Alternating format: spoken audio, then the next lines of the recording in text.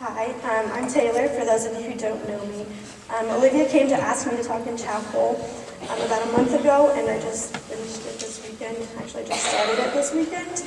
And so when she was asking, I thought she was talking about a breakout chapel, and so I hesitated to say yes to that, but then she corrected me and said, no, normal chapel in here. And to make sure I heard her correctly, I repeated, you mean in here in front of all of you people, about 400 of you? And she said, yeah. And so it's something you should know about me. I have social anxiety, and I'm an introvert, so the two of them mixed together is like extreme social anxiety.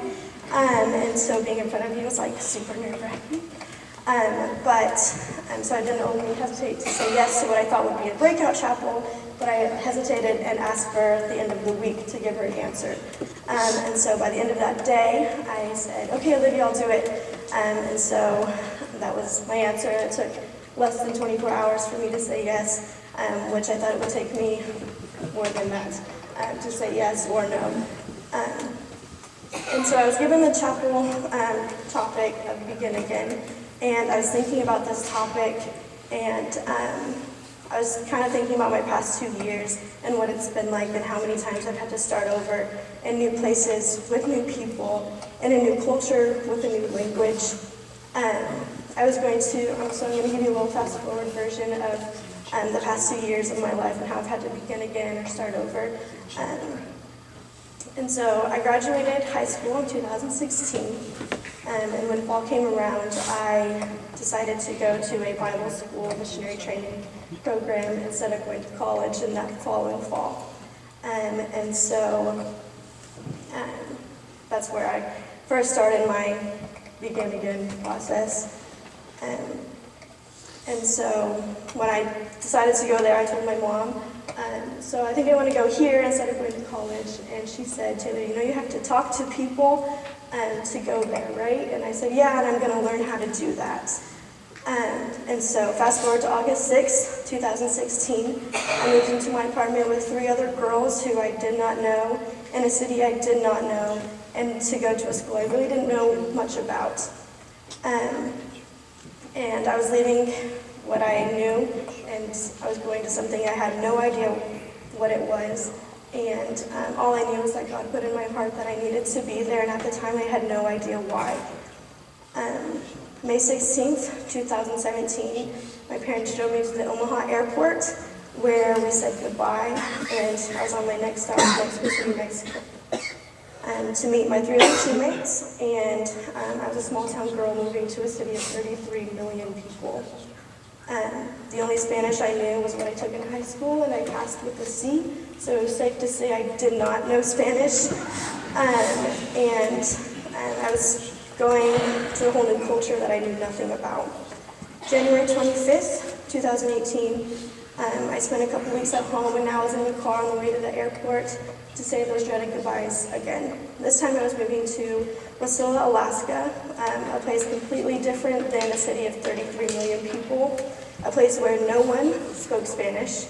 There was only 3 to 4 hours of daylight, and there was a few feet of snow and 50-mile-per-hour winds. August 18, 2018, I loaded my car and drove to York, Nebraska. I moved into my dorm, and I started a normal life of a 19-year-old girl. God did not move me to Lubbock, Texas, because he wanted me to live in the brownest city he's ever created, but to meet my support system that was going to be there for me for the next 2 years in the following of my life. He moved me there to learn his word. He moved me there to be humbled. He moved me there to teach me. He moved me there to lean on him, and he moved me there to stretch my comfort zone. God did not move me to Mexico City to be miserably sick like I was. He didn't move me there to learn Spanish. He didn't move me there just so I could have some of the hardest goodbyes of my life.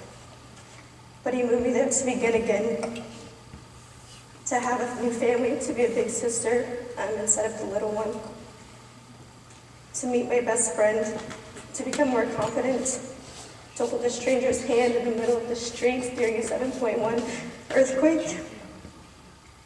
He moved me there to be a mentor. He moved me there to see a new way of life and learn new skills. God didn't move me to Alaska to freeze to death. He didn't move me there because he wanted to punish me. He didn't move me there because I had no other place for me to go. But he moved me there to be a neighbor. He moved me there to heal me. He moved me there so that I can find him in his creation. He moved me there to seek him. He moved me there to learn to forgive. He moved me there to open doors. He moved me there to be mentored. He moved me there to find him again.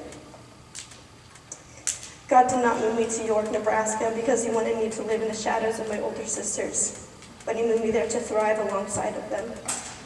He didn't move me here to go back into my quiet shell that I worked so hardly to break free from, but he moved me here to work on my education, to get back into my passion of dance. He moved me here to be close to my family after being away from some time. He moved me here so that I could ease back into a normal life.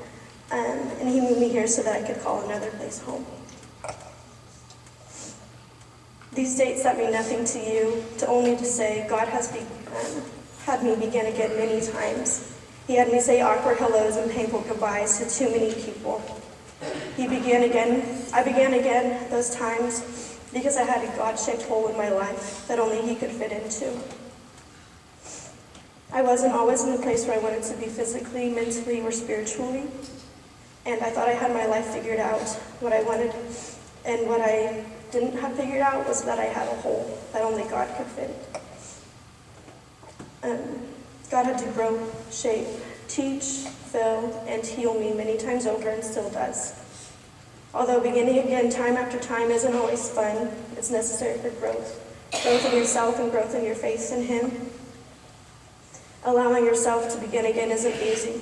What is easy is sticking to your daily routine, but God wants to begin with you. He wants you to let him to begin with you.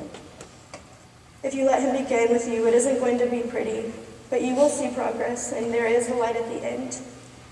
I want to leave you with this verse, Psalm 46:10. Be still and know that I am God. I will be exalted among the nations. I will be exalted in the earth. Be still. Let God begin again with you.